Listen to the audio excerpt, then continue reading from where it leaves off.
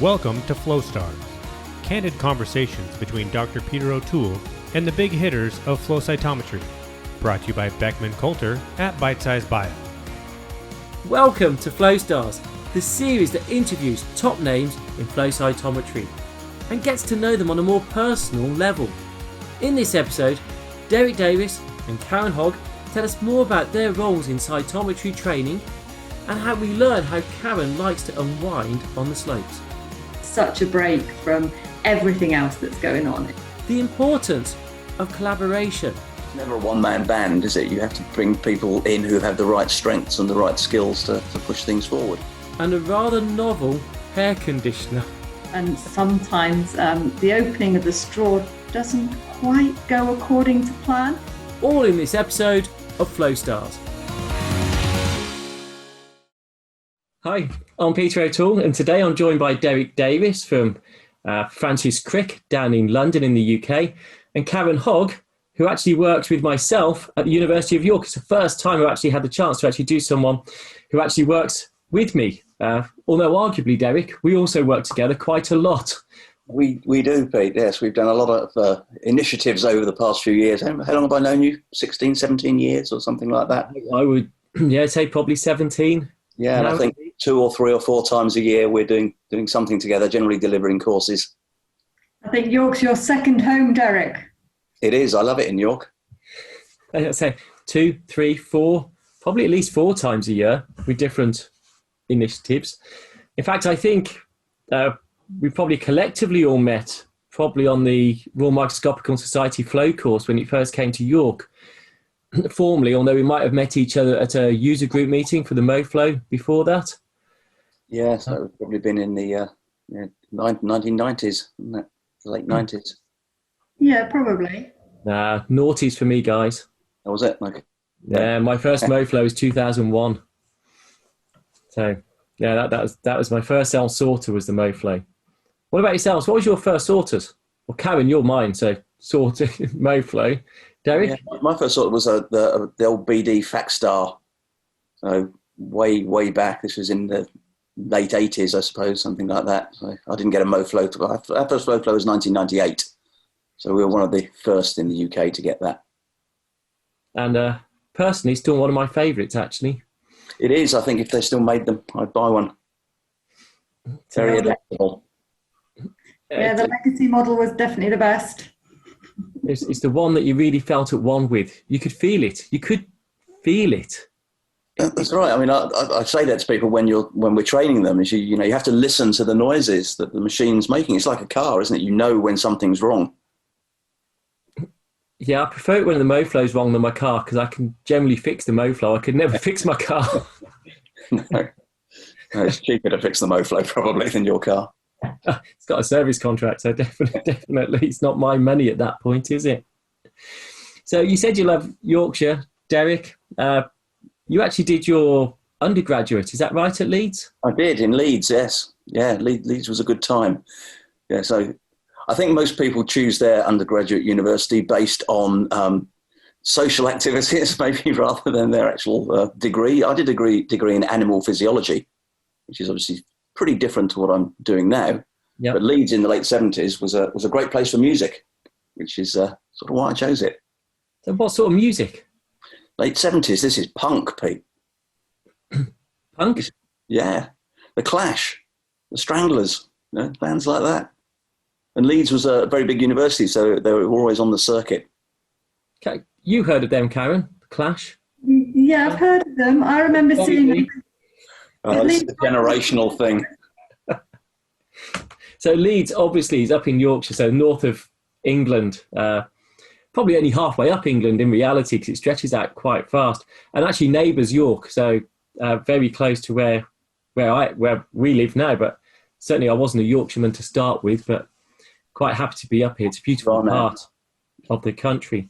So how did you go from animal physiology into flow cytometry? Well, it's a bit of a circuitous route. Okay, so when I left university, rather than pursuing the sort of academic route, I decided I needed a job. So I got a job in a cytology laboratory, which is screening cervical smears. But because it was a very big regional unit, it also had lots of other things going on. So there was an EM part, there was a histology part, there was tissue culture. So it's actually a great introduction into all the technologies that we still use now. And we had there a thing called a microdensitometer, which was not a flow cytometer, but a cytometer. It allowed us to get information about DNA content using a colorimetric method. And through that, I got in contact with somebody who had a flow cytometer, a fax analyzer, an old BD machine, and found that I could do the same amount of work in 10 minutes that was taking me an entire day to do. So I almost never looked back from that point. That's the Vickers M86 microdensitometer. Probably like a mobile phone. You'd probably buy one of those that fits in the palm of your hand nowadays. But as I say, it works in a sort of light loss method. You stained cells with a colorimetric dye, shift-free agent, and then you measured the amount of light that came out the other side of the cell. And that's inversely proportional to the amount of DNA. So this was my first introduction to DNA analysis as well. So Karen, what was your first flow cytometer? Well, that was a MoFlow legacy when you got one bought in the department here at York. So I hadn't done any sorting since then. So that was my baptism of fire with having the legacy installed and then getting that up and running as a 3-laser system. It was great fun. But what about your first cytometer, full stop? So that was an Epix XL. So that was the analyzer that was in Alan Wilson and Pat Coulson corridor lab domain.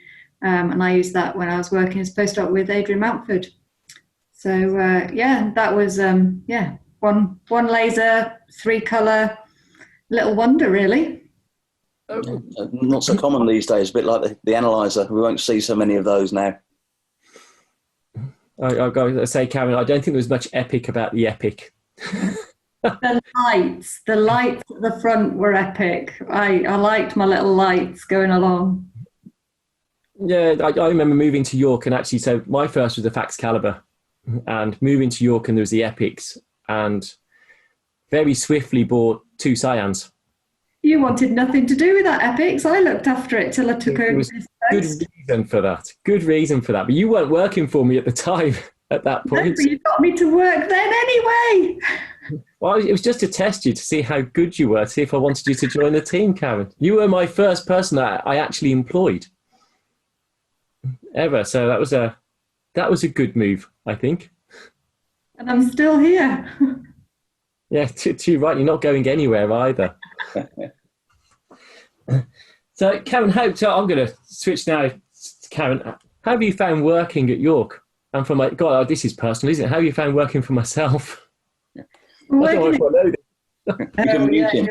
in for it now. Working at York's been great. I mean, I really enjoyed the department before it expanded and had the technology facility built on into it. And working here as a postdoc was great. And I just wanted to stay within the department when that came to an end.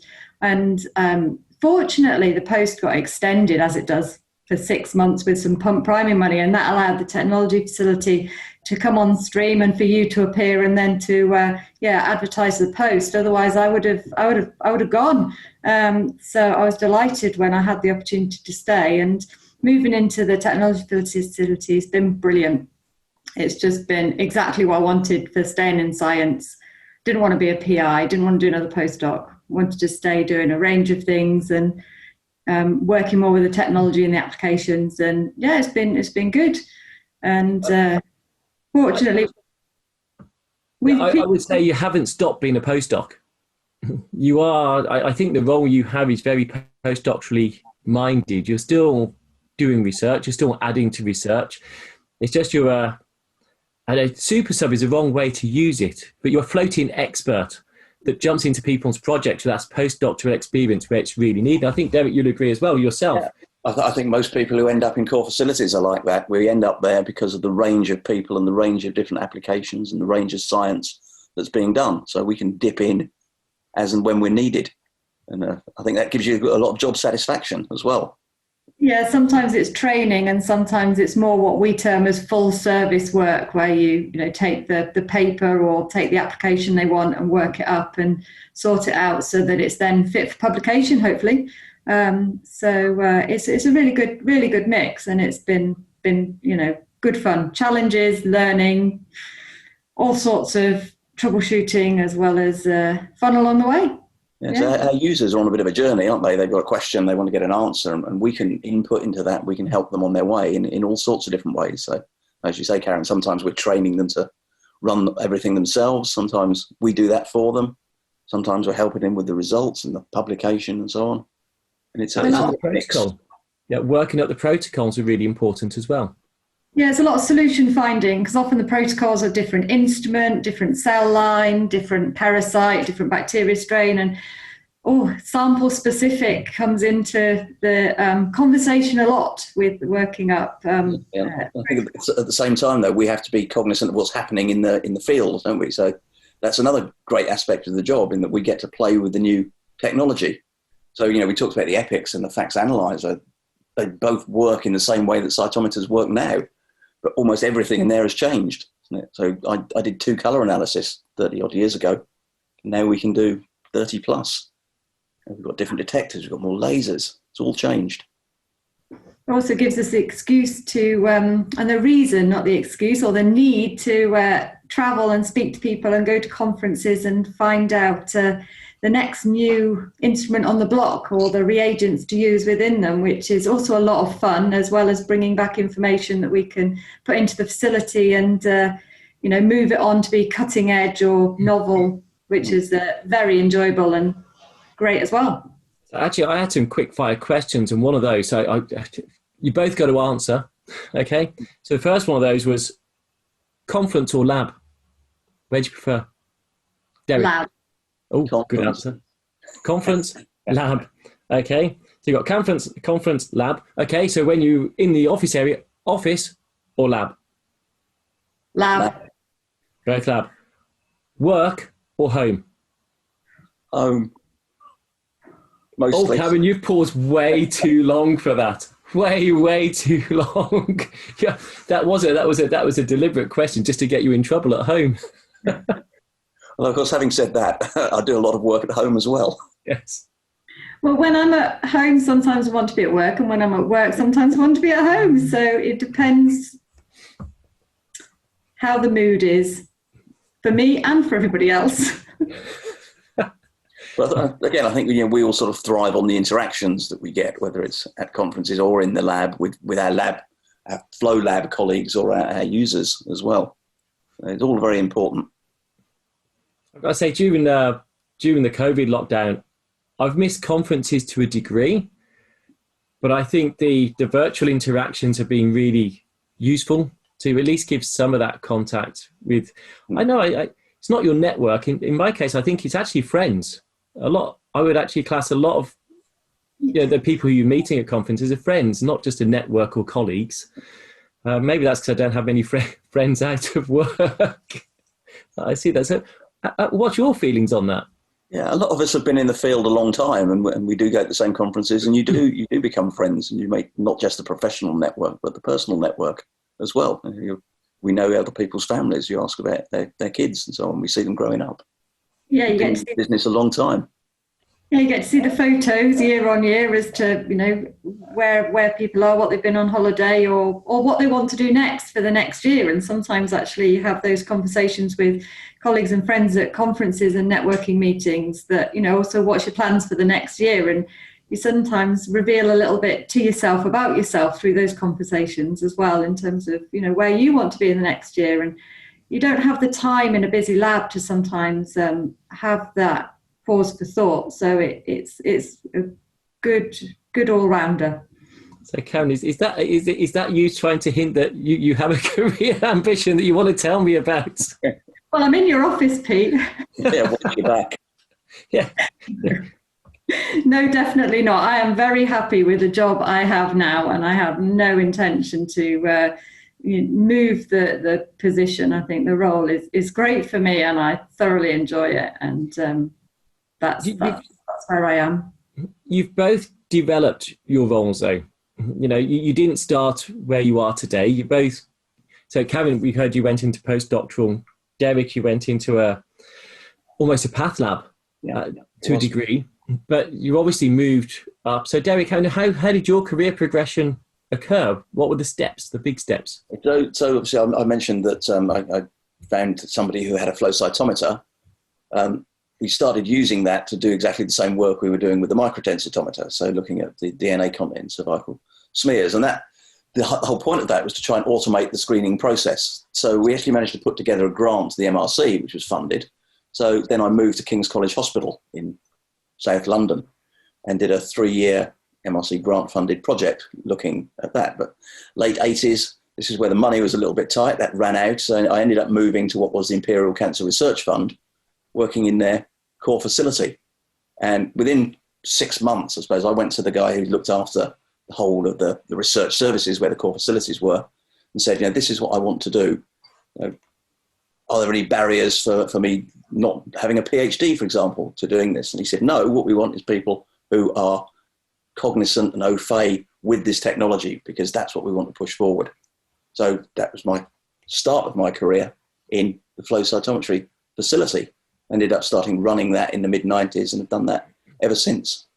Grown from like small beginnings, 2 or 3 machines, 2 staff, to what is now nearly 30 cytometers and 12 staff.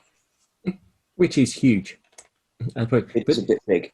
There was an interesting point there that you raised that, will I have limitations if I don't have a PhD?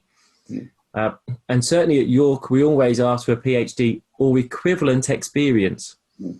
And you always bring to mind, because obviously you're a leader in the world of flow cytometry, you're expert in it, second to none, many aspects. Obviously not with your hair compared to me, but many aspects you're expert. And it's made me realise the importance of always having that equivalent experience, because people come and find their niche in life, find their vocation in life.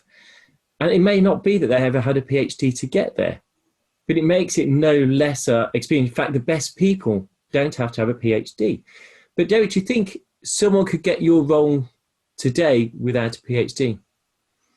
Yes, I do, because I still think the attitude of maybe the more enlightened institutes is exactly what you've been saying, Pete, that you have the right experience. Because, sometimes when you're doing a PhD, you are very focused on a particular area. We can't do that. We have to be much broader. And in fact, I've moved on from running the facility, and my successor also doesn't have a PhD. Which is credit to Crick, I think, having that. And I don't think that's commonplace across the world. No, I don't. But I think maybe people should be thinking about that, because we potentially lose very talented people by putting that potential slightly artificial barrier in front of them. And so from London Research Institute, obviously you then went to, it was a natural migration to the Crick in 2015. Exactly. Yeah, so that was a fun time, obviously, because most people should be aware that the Crick was formed by a merger of 2 large institutes. So we had to merge 2 flow cores together. And that was an interesting time, because there were different personalities, there were different remits of the lab, and there are different expectations of the lab. And interesting and also hard time, I think. It took us a good 2 or 3 years, I think, to come to a steady state, which we're at now. So I guess from the outside looking in, you were always eschewing the natural person to lead the 2. There was 2 groups coming together as one core, and there can only be one head. And so, who was going to be the big head? That's not the right way to word it, is it? But you know what I mean. I think that was always a natural shoe. And I think part of that is you developed your own international profile. So you were seen as leading the field, not just delivering excellence within your facility, which is essential, but you'd also really develop that network and that international profile for delivering on a much wider scale, which was so important to Crick's mission as well. Exactly. And I think, we should all be in that mindset of pushing forward things like best practices. And you're only going to do that by developing those international networks and hopefully leading in that as well. A lot of people are doing flow cytometry. A lot of people are doing it in multiple different ways as well, or running labs in different ways. There are good things and bad things, good practice and bad practice. And we want to steer people towards that good practice. And just stay, I will move off, it's getting quite long on this career bit, but I will stay on just this a little bit longer, because it was important. You mentioned how Andy Riddell's now taken your post and come up through the ranks that way. But I think it's important to share and give your staff the opportunity to also develop their own international profile. And now I am looking at Karen, because actually Karen's here today because you have a large international profile too, which is odd because, you know, I'm lead of the lab. But actually you also now have a large international profile. In fact, you awarded the Royal Microscopical Society the RMS medal, the inaugural medal for flow cytometry at that time. And that's been a really good part of the job, sort of growing the position. And then partly because, Pete, you've been too busy sometimes to give talks when you've been invited, and kindly then given me the opportunity to go and talk in your place. And then after that, I've been asked back again or by other people. And so it grew by being given that opportunity, sort of on the back of your position, but then in my own merit as well, and that's been really, really good. And as well as teaching many different international students on the flow courses as well, then going to places and talking at conferences and teaching on other countries' flow courses has been really nice. And getting the medal was lovely. It was really good. I was delighted. So in a case downstairs in the display cabinet. So that's downstairs in the department, not at home. Shall I just quickly add, the department was very proud of you getting that medal as well. And that's where, actually, I read this is rather incestuous, actually. I hadn't realised just how bad this actually was. Because, Derek, you're the outgoing chair for the RMS section for flow cytometry or cytometry. Yeah. And Karen, you're the incoming chair. But both of your, I would argue, some of your biggest impacts are through teaching and training. So training others and sharing that knowledge and encouraging others to develop their career and get the best out of science. And both of you teach internationally. So Derek, give us some examples of where you've taught. Finland. I was in Croatia. Yeah, I was with Karen, of course, in Finland. Most European countries. States, Canada. And Karen? Yeah, mainly Europe. I've not taught over in America. I've attended conferences and done some talks over there, but I've not done flow courses there. So, And you're just forgetting about Africa, but don't worry about that. Oh, yes, Africa. Yeah. Well, I did the course. Both of you got a big input into the development of flow cytometry and enabling flow cytometry across various regions of Africa. So every week at the minute, I have a Zoom training meeting with members of the consortium for the EDCTP grant with Paul Kay. And I do have people from Sudan, Ethiopia, Kenya and Uganda on that call, but I'm not there. So I feel like that's still a UK course, but I suppose, no, it's not. It is an international course. If it wasn't for the lockdown of the COVID period, you would have been over there. There was a course penned. So obviously they came to York and we did some teaching there, but the plan was to also reciprocate and go and teach even more firsthand and help train the trainers. Yeah. So as soon as I can, I think I will be going to Uganda and resuming that training and getting the partners from the other countries coming over to Uganda. So I've still got that on my to-do list, and can't wait to go and get that sorted, really. Yeah, you mentioned the phrase there, Pete, train the trainers. That's a big thing, isn't it, in the training world? We can't do everything ourselves, so we need to make sure we can impart the right knowledge to the right people at the right time. And that's what we're doing, I hope. So, Derek, you love conferences. Karen, obviously you go to the big conferences and smaller conferences too, especially when you're invited to speak. That's a lot of time away from not just the lab, but from home as well. So how do you balance that home work life balance? Yes, that can be quite tricky. I'm sure you're the same, Pete, that sometimes I look back at my year and I think, actually, I was out away from home for 50, 60 days a year. which at the time, when it's one day at a time, it doesn't seem too much. But that's quite a big time to be away from your family. Adds up. Yeah, I think actually I had one year where actually it was probably close to 40 to 50% of the year I did not eat at home. So sometimes I get back, but with the courses you eat out with the delegates, because it's important that they bond and you network and they see you in that light, and they get to know you personally, because then they ask more questions. Okay, I think teaching courses is not just about the teaching, is it? It's about the socialising, and it's about getting people to relax and maybe ask questions that they wouldn't ask normally. And that's a big part of our job. I think the evenings out and that sort of shared eating experience, and also going around York and listening to Pete's jokes and ghost tales, really helps then enable the delegates to relax and ask more questions and ask ad hoc questions when we're out and about as well, that then you can bring back into the sessions the following day. It does have a very positive impact. But I would say that my jokes have you on your knees, but actually it's the ghost tour that has you on the knees for that specific ghost story of the Roman legion. I guess you have to come on the flow course, see these two marching on their knees. It is quite a surreal experience. But what else do you do when you get at home, though? So you balance that, but you've got to obviously put the effort in at home.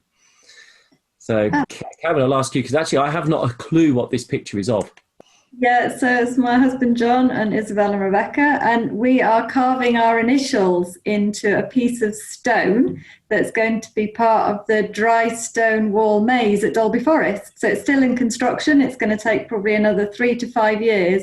And we're sponsoring the maze by putting a stone in with our initials or important anniversary dates, years. So you get to go for an afternoon and you're shown how to do the stone carving. And we've seen our stone in the maze, and we were allowed to go and see where it's located. And it's getting higher, but I look forward to seeing it all completed. So Dolby's also where you run, is that correct, Karen? Yeah. Although this isn't, I don't think this is there, but you do a park run. Dolby Forest.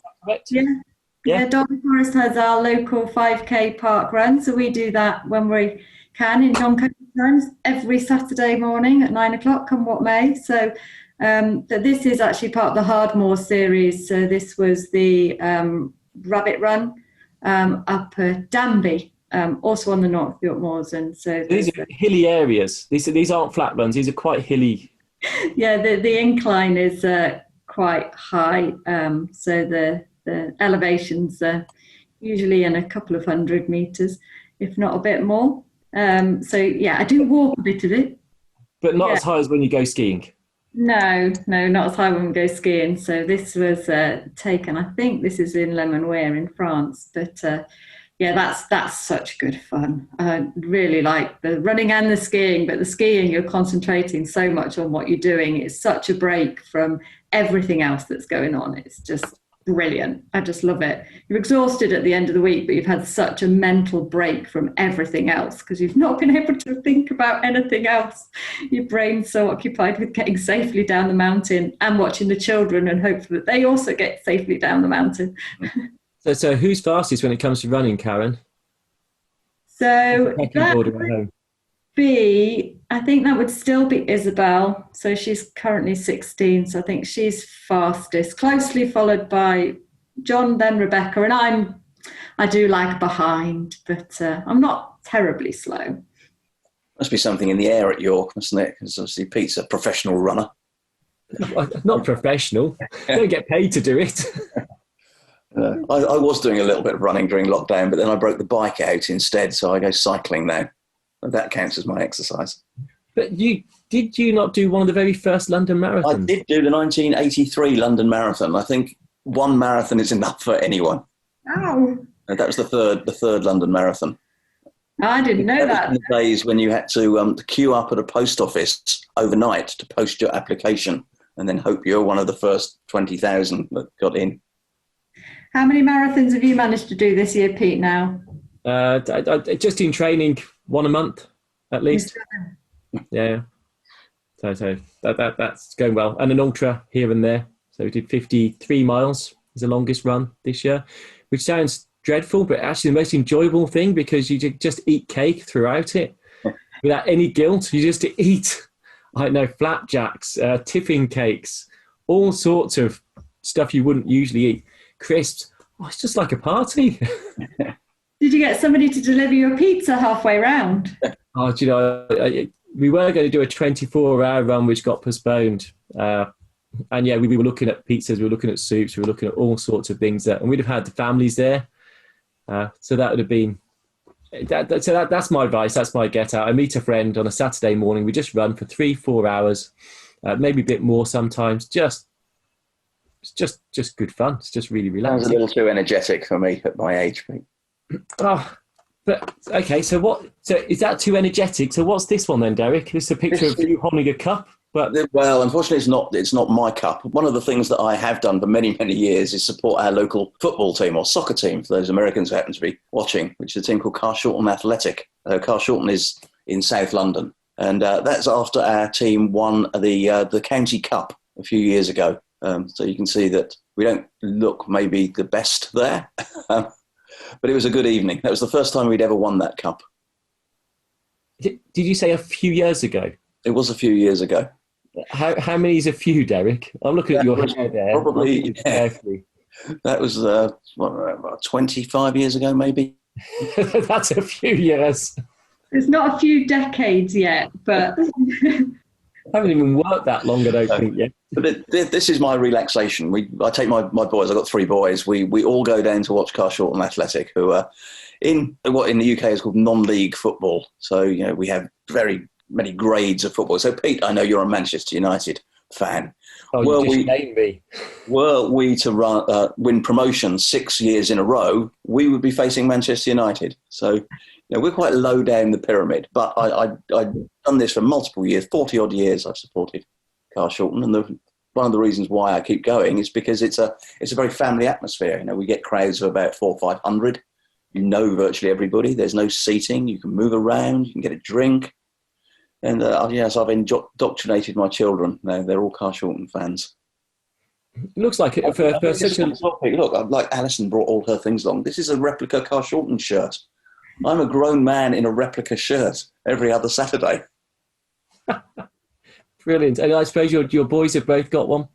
Yeah. They've all got one. My eldest does stewarding down there as well, so he's got he's got something to keep him occupied. That's really cool. Yeah, my boys all follow Man U, but my dad also follow Man U, and yes, it's a family inheritance. And yes, I supported them in the early 80s when, trust me, we were not top of the league.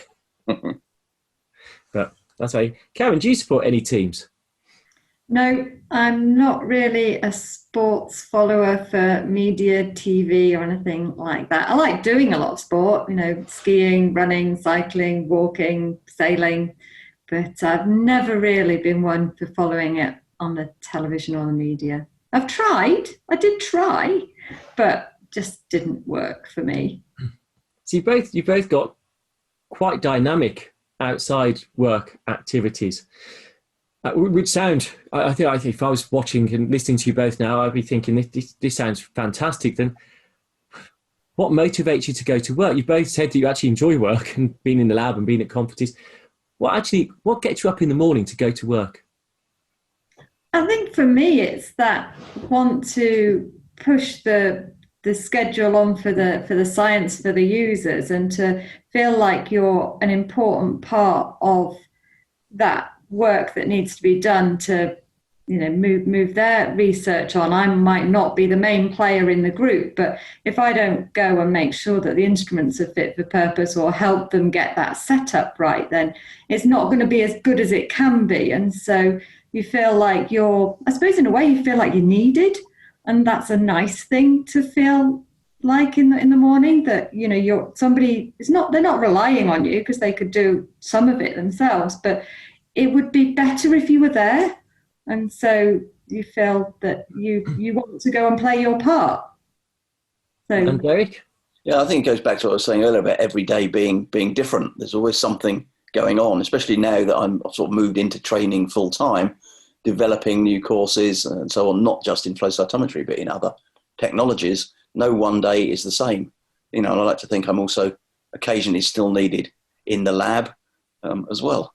So it'd be terrible if you got up every morning and think, oh no, same old thing again.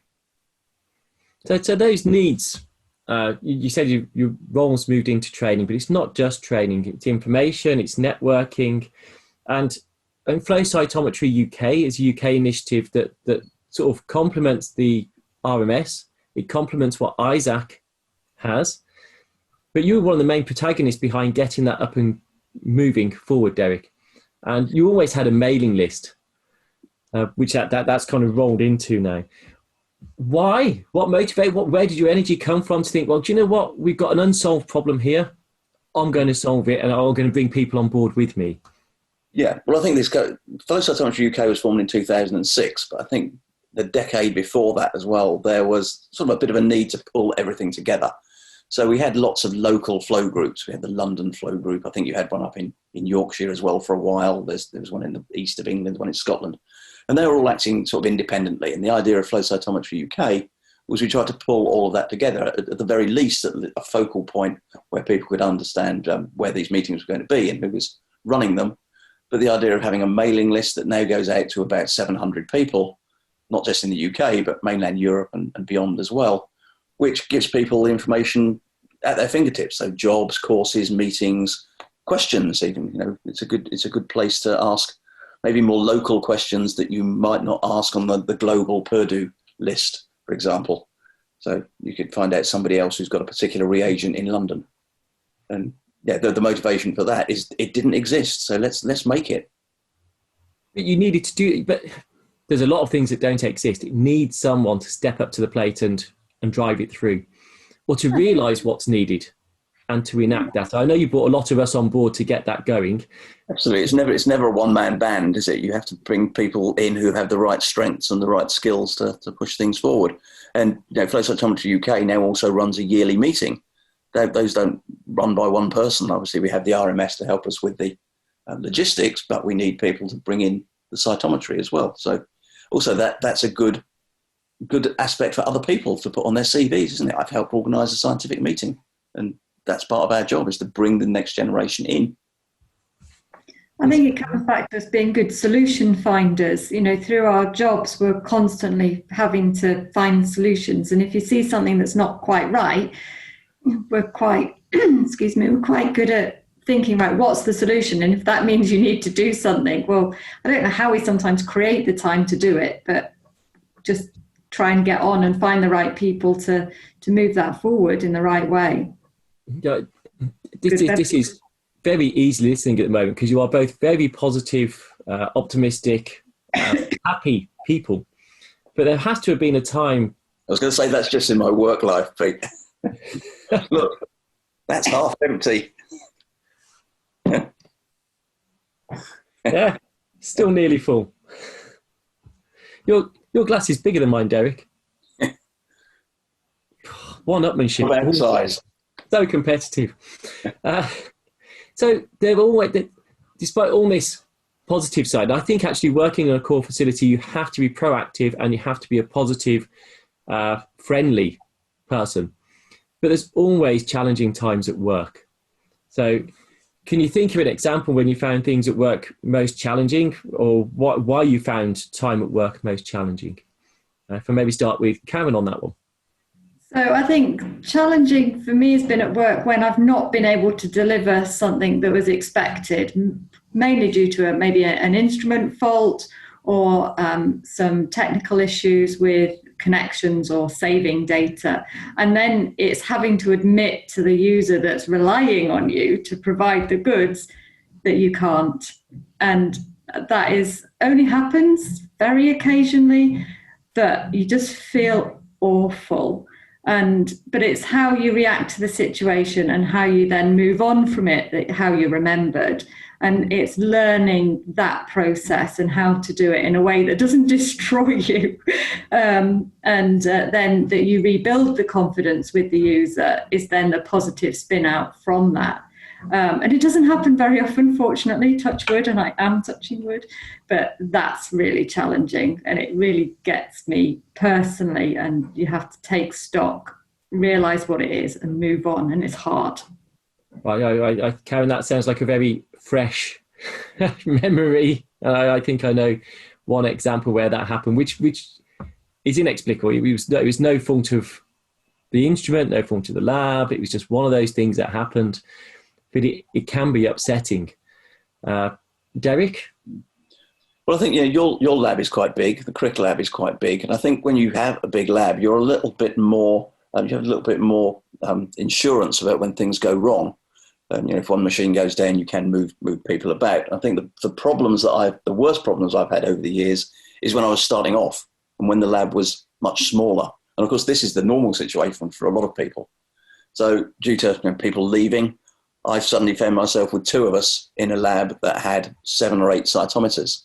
So trying to deliver a service to everybody who wanted to use those with 2 people is very challenging, even if the machines are working perfectly the whole time. It's all about time management and making sure that you can prioritize your work and the user's needs. So what about when things are difficult at home and you've still got to turn up for work and do your work side of things? And how does that work? How do you manage that side of things? So for me, fortunately, because we have quite a big team and there's redundancy within the staff roles, if I need an extra half hour, then, sometimes I can ask for it and get it. But personally, I manage it by the travelling. So I've got a 40-minute commute. And so if things have gone a bit pear-shaped in the morning, which I think they do in many households with the families, then I've got the space between the house and the workplace, and that little bit of space in the car can sometimes be really useful for getting my head in the right page for then delivering the goods at work. So the commuting can be a nightmare, but sometimes it can provide a little bit of assistance for the day. You're painting a picture of commuting like on a train or really busy roads, and there you are rolling around the countryside like Postman Pat. It's a beautiful ride in on a good day. I think the A64 can be a little bit more than a rural country road. Sometimes it can be a little bit tricky. But that's stunning scenery, and you're complaining. It is beautiful, particularly when I take the route over through Castle Howard and over the Howardian Hills in the autumn, with the changes of the colour in the trees are just absolutely stunning. And so that is really good to see on your journey to work. And the poppies in the field are just amazing in the late summer as well. A very different picture to those of us who commute from suburban London to the centre in the winter, where it's completely black when you leave home and when you get back home. And all you see is the inside of a train. Yeah, I think both of you suffer with tourists as well, though, because obviously in London you're going to be full of tourists who are not going in any particular direction when you're trying to walk into work. And Karen, you work part-time, it's not much part-time anymore, it's pretty full on. But you'll always avoid Friday afternoons because of the traffic going to the countryside and going to the sea coast past yours. Is obviously one to avoid. Yeah, certainly when I went part-time, losing Fridays was very much the choice for me, mainly by the commuter traffic to the tourist areas at Scarborough, Pickering and the Moors, because it just built from about 3:30 onwards, and it would take so long to get home in the summertime. But it did always give me a long weekend, which was an added bonus. So you chose to go part-time to balance your work life side of things with having children, and you wanted to have that time with your children as well. Yeah. But do you think that going part-time has impacted your career at all? No, I don't think it has. And that's partly because of where I work. And I think with you as my line manager and boss, I think you've seen the benefit in keeping the right staff in place in the right post, and building the team to cope with having that ability for redundancy within the staff roles. Flexibility sounds so much better than redundancy. Flexibility, yes. So I know, and I think that was important, and I don't think it has at all. I think I've been a happier person by being able to go part-time, and if you're happier at home, then you work better at work as well. So it's been a win-win for me, and I think that it suited the lab, and that the flexibility within the team has meant that we've all been able to be happy and deliver the goods. I think it's important, Karen, to build a team like that in a big facility, to make sure that you have people that you can trust to fill in the parts of your job, or somebody is going to fill in for every part of it. And communication's changed as well, hasn't it, in recent years? You mentioned travelling into work. It's very easy now. You don't get a surprise when you get in because somebody has told you. WhatsApp and email are very easily accessible on the train. Nothing's a surprise when you get in, and you can hit the ground running. I think Karen also made an important point, is it's always the best person for the job. And, I was more than aware that Karen was hoping to start a family when we took Karen on. And I know you're not meant to consider that, but I was very aware of it. But Karen was the best person for the job, and proven to be the best person for the job. And if we'd have taken someone else at that time, we'd have had someone not as good, not as expert for this period of time. And it's clearly beneficial to have the best person, regardless of circumstances, because in the long run, it's always the best decision. It was the best decision in the short term and the long term. Actually, it's created us more opportunities when she went part-time, because we could get someone else in and grow the lab, and they then went part-time and we could grow the lab. So it's been a fantastic opportunity, actually, to grab the best people at the right time. Derek, we didn't get to you talked about the flexibility in the lab. What have you, do you have any dark moments in the lab, or the most challenging period over your career? Well, I think I would go back to those. It's the changeover periods, isn't it? It's when you've got trusted and experienced people leaving. So suddenly you've got a pressure point. You've got to replace those skills, or you've got to do them yourself. And certainly the move to the Crick was very stressful, although it's obviously worked out very well, and it was interesting and exciting. There was obviously pressure again there to get things done by particular times. There was a very fixed timeline in the move to the new building, so everything had to be on time. And it was tricky, but you come through these things and you learn from them as well. If we ever did it again, we did it differently. Some of the most exciting times are the most stressful times. I think we can take from that message of moving to Crick. Very stressful, but fun, exciting. Yeah. And ultimately, the end justifies the means, I suppose. Yeah. So, Pete, what do you think's been the hardest time for you working with us then in the period of time since you took over? What would you say what would your perspective of that be? I think in the flow cytometry world was sorter problems, and we do have precious ethical samples that we handle, and if that sort doesn't go right, that's quite a high consequence of that sort not going right. And when you go back to the user and say, I'm sorry, I've got a fraction of the cells that you need because the sorter hasn't worked properly, even if it's not our fault, it's physically upsetting. So I think those early days was very stressful, of setting up the lab and getting it running. That's probably the most painful memory I have. And I joke a lot. And so in a crisis, I will joke. And I also learned that some users don't like it when you joke in a crisis, and being seen as flippant. And it's kind of my defense mechanism. So you have to really know the person to get a measure of them, because they may also appreciate a bit of humor in a dark moment, to kind of make some light relief, even though we know the seriousness of it. But in some people, they don't get that humor. And I learned that very rapidly too. And that's more upsetting that they get upset. And that was my worst moment. It's also important with some users is to always leave them with some hope, isn't it? Because we've all had experiments with our users that have completely failed for whatever reason. But to be able to point out, this is why it failed, this is what we'll do next time, and everything will be okay. So leave them with that positive message. I think sometimes understanding your audience and managing expectations is also part of what we do, even without realising it, to sort of make sure that everybody leaves the room fairly happy. Yeah, it's the counsellor aspect of our job, isn't it?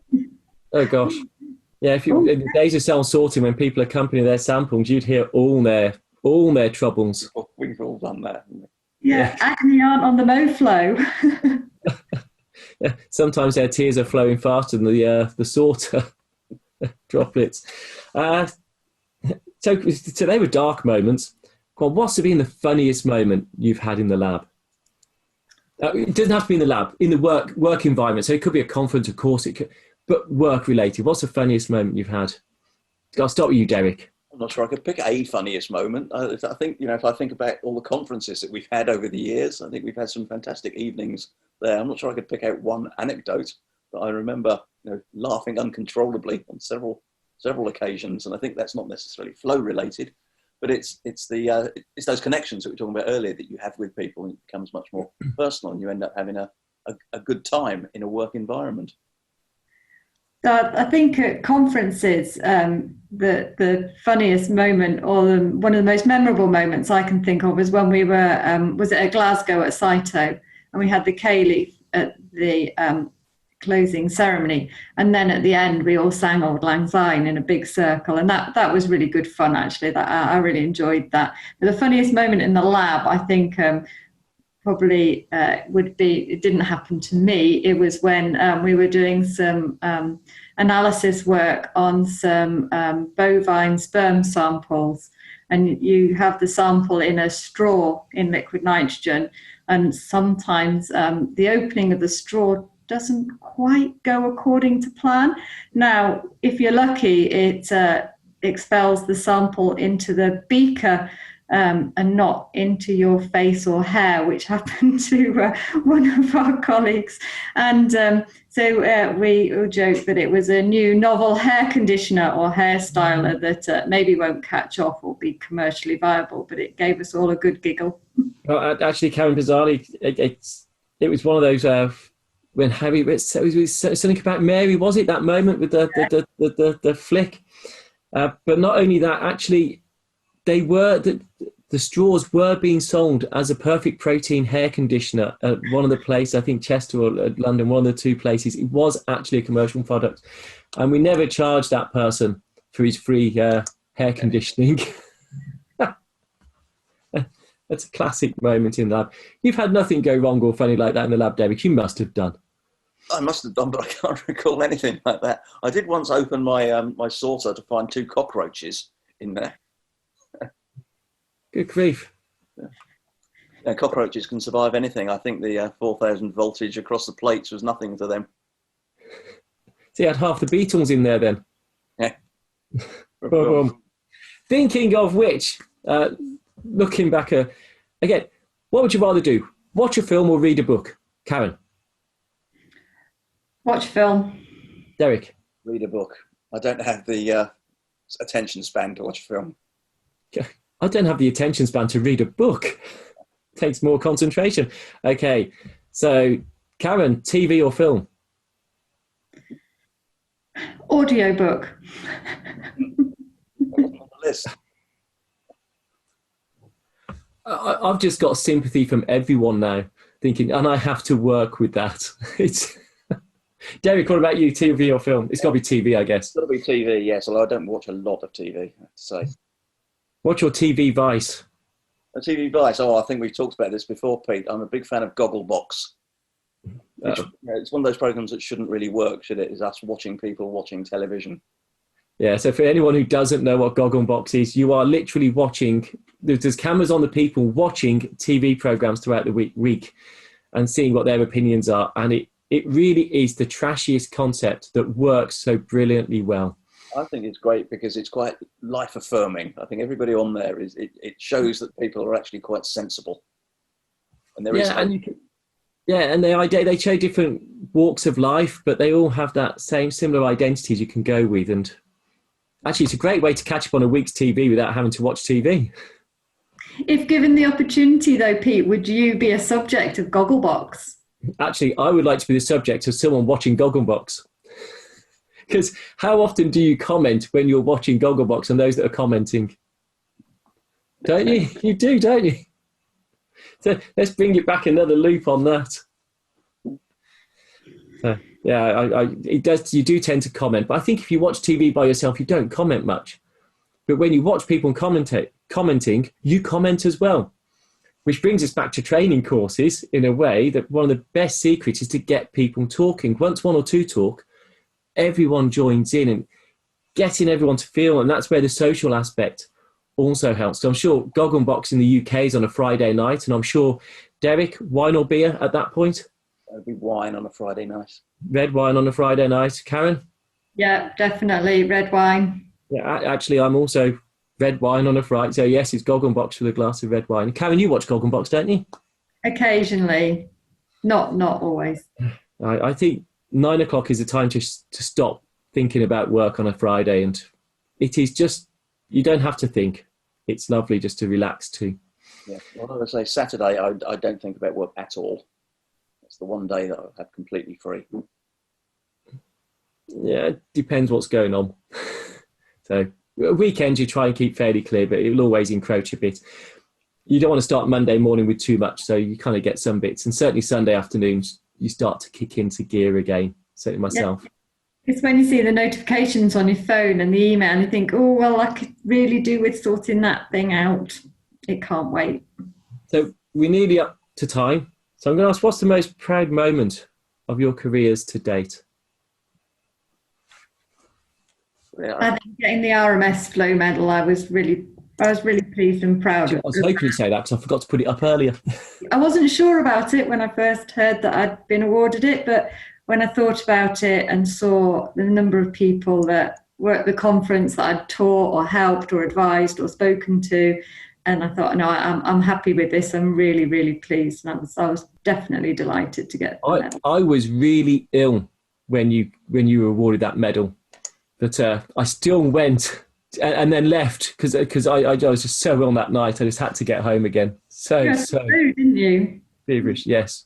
I didn't realise I had the flu. The proper flu, influenza flu. Yeah, come back from, was it Singapore I come back from and didn't realise I'd had it. And in hindsight, you look back and go, oh yes, that's what the flu is then. That's pretty bad. It's not so nice. Derek, what about yourself? I suppose it'd be something similar. I should have sent you the photo in that beautiful last. I got the Isac membership award, which is, one of those things that's sort of voted for by your peers, which is a good affirmation, I think, that you've done something right.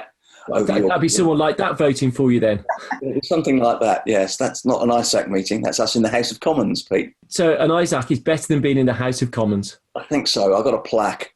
So I think that's well deserved for both of you. And your contributions to Isac and flow cytometry in general, Derek, have been second to none.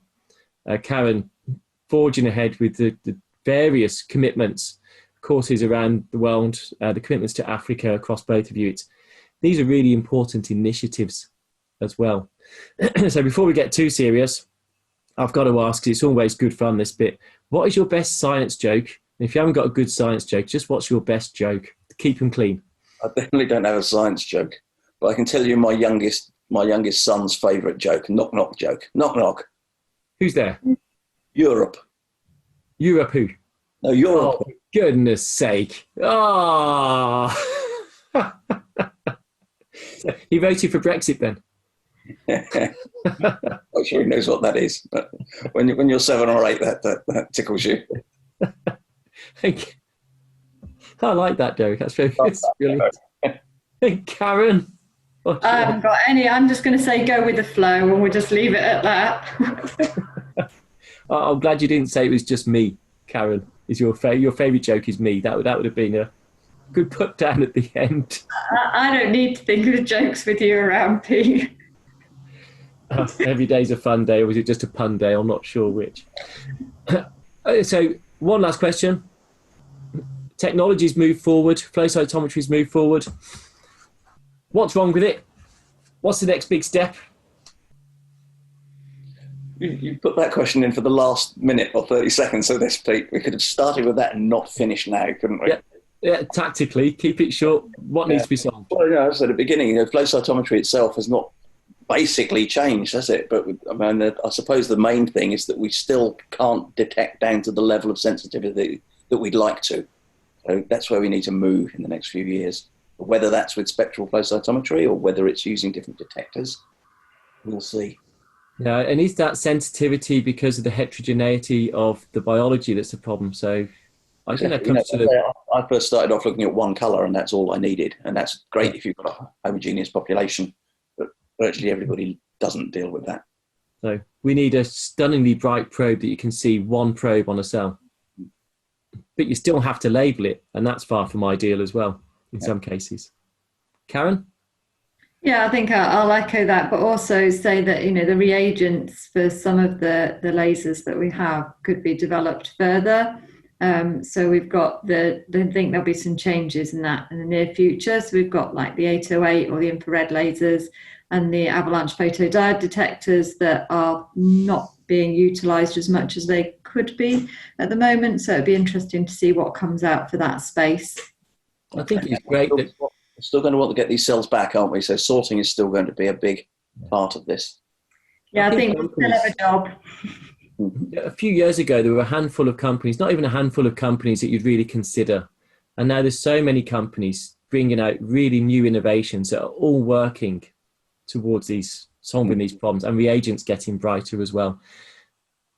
It's a good place to be.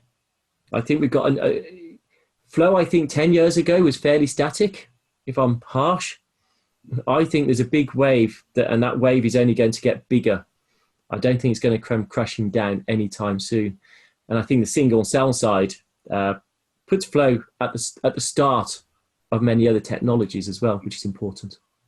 I think the sorter's getting smaller, maybe more portable. The microfluidics as well is going to change quite a lot in the next decade. So that'll be interesting to see how that space is filled. I think we've never had something that's been a huge quantum leap forward. But if you look back over the last 10 years, as you're saying, Pete, things have changed quite a lot and we've moved on a lot. Yeah. The future is bright. Oh, dear. Oh. On that note, we should finish. Karen, Derek, thank you very much. You've been brilliant to talk to. Thank you. My pleasure. Thanks. Bye, Derek. Thank you. Bye.